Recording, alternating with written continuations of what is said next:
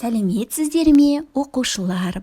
Бүгінгі сабағымыздың тақырыбы кейіпкердің қозғалысы. Бүгінгі сабақта балалар біз үйренеміз Scratch ортасында кейіпкерлердің қозғалысын ұйымдастыруды.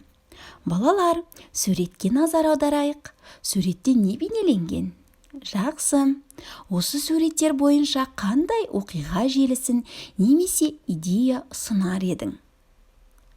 Жақсы, жарайсың. Оқушылар, бүгінгі сабақта біз ертегілер, ойындар, анимация құрастыруға арналған Scratch бағдарламасымен танысатын боламыз. Және Scratch бағдарламасында өз кейіпкерлерімізді қозғалтатын боламыз. Оқушылар, Scratch бағдарламасын Google браузерінің көмегімен ашатын боламыз. Google браузерін кез келген компьютер, ноутбук, сотка арқылы қоссаңыздар болады. Google'дың іздеу жолағына Scratch онлайн деп жазамыз. Scratch батырмасын басамыз. Келесі кезекте жасауды бастау батырмасын басамыз. Scratch бағдарламасының терезесі ашылады. X батырмасын басып жабамыз. Бізде оң жақта көрсеткен бөлікте Scratch бағдарламасындағы спрайтымыз және сахнасы бейнеленген. Ал Scratch бағдарламасының тілі бізде әртүрлі тілдерде ұсынылады.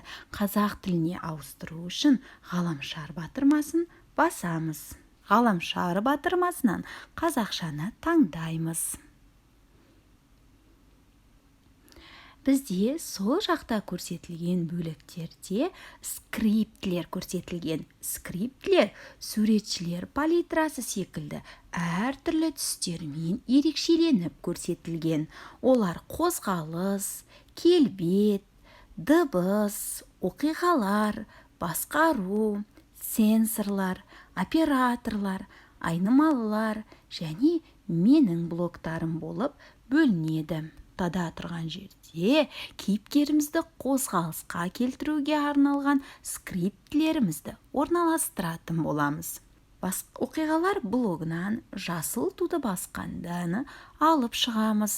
Онда жасыл туды басқанда біздің ойынымызды не ертегімізді іске қосады. Және алдыңғы сабақта өтілген басқару блогында орналасқан циклдарды пайдаланамыз. Әр қашан циклы. Және бүгінгі тақырыпта өтетін қозғалыс блогын пайдаланамыз. Scratch бағдарламасында кейіпкерлерімізді, яғни спрайтты қозғалту үшін қозғалыс командаларын қолданамыз. Қозғалыс командаларына оң қадам жылжу, кейіпкерді көрсеткен қадамға қозғалтады. 15 градусқа бұру, кейіпкерді көрсеткен бұрышқа бұрады. X-іміз 20, Y-іміз 10 нүктесіне өту.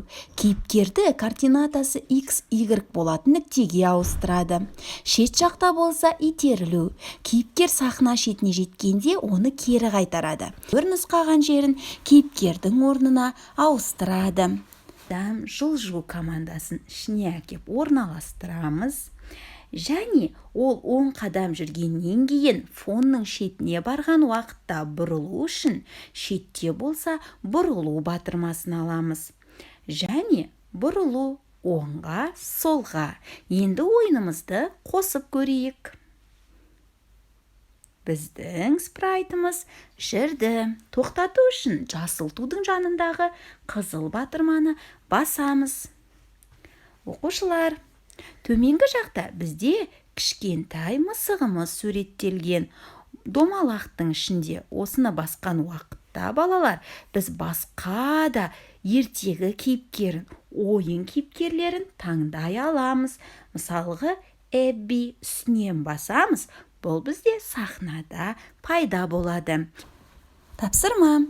Оқушылар, берілген қозғалыс командаларын қызметімен сәйкестікті орнат. Жарайсың. Балалар, бүгінгі сабағымызға рефлексия жасайық. Сөйлемді жалғастыр.